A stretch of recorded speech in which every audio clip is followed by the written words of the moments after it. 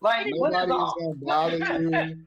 We don't want to hear about your how many baby daddies you got at home. And we don't want to hear about how many dogs you have. Your dogs.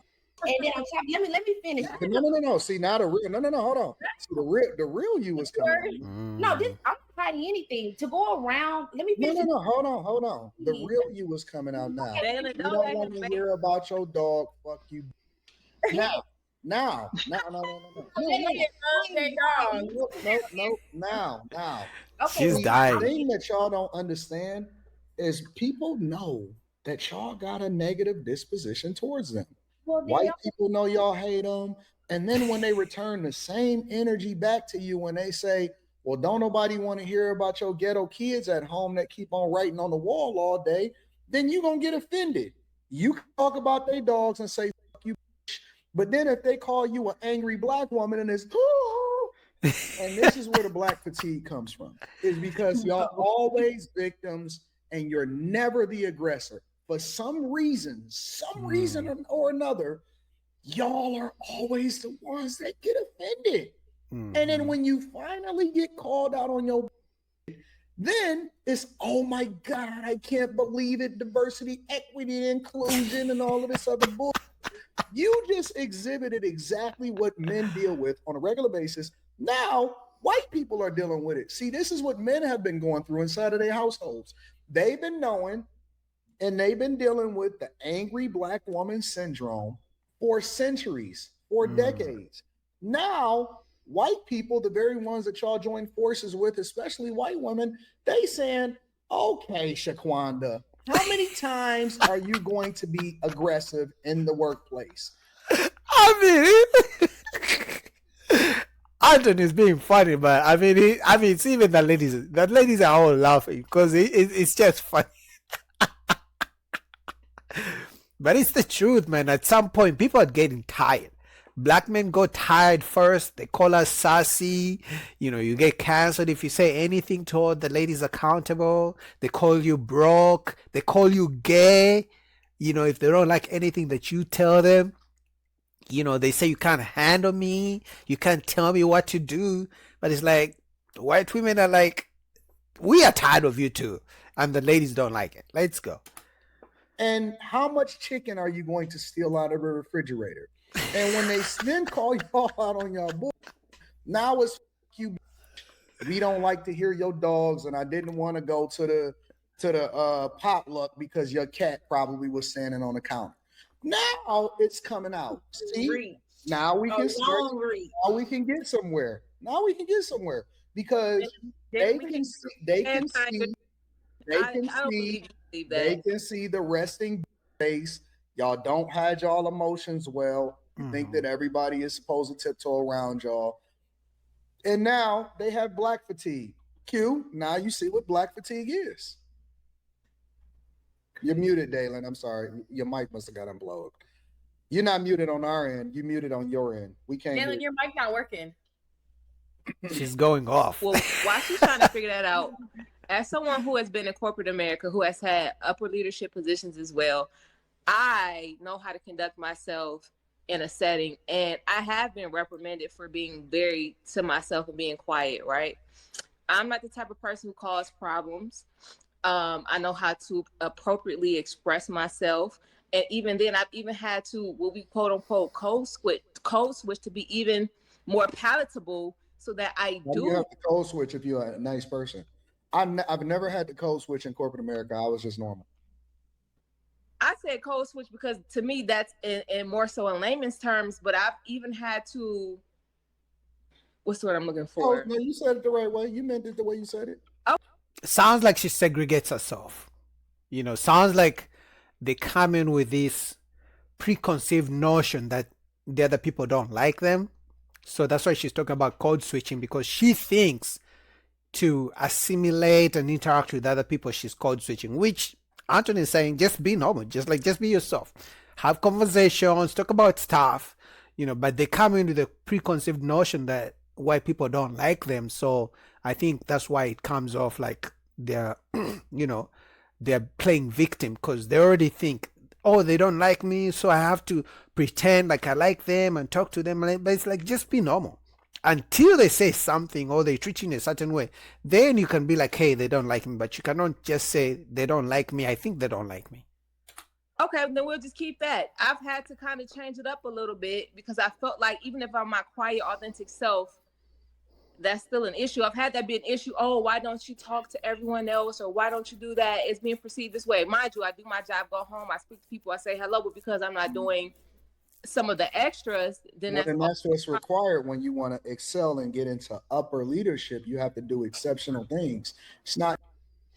I agree. Like we have all been at work, and if your work environment is not, like just even construction, there's always that kind of work family dynamic that can go on where people just talk, because you cannot just focus on your job and that's it. You have to interact with other people around you, and it has to be authentic. You cannot fake it.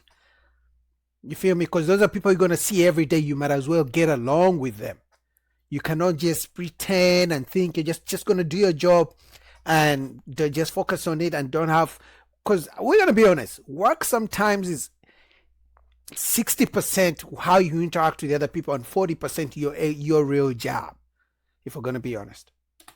Not just about whether you do your job. If you just want the job, then you do your job and go home and nobody is going to bother you. If you want to excel and you want to go into upper leadership and you are now a representation in the face of the company, guess what? People have to like you. And so it's not their job to like you. It's your job to make yourself more accessible and your job to make yourself valued in the face of the people that you have to lead. That's called leadership. You're not wrong, but what I'm saying is that sometimes as Black women, that's a little bit harder to do.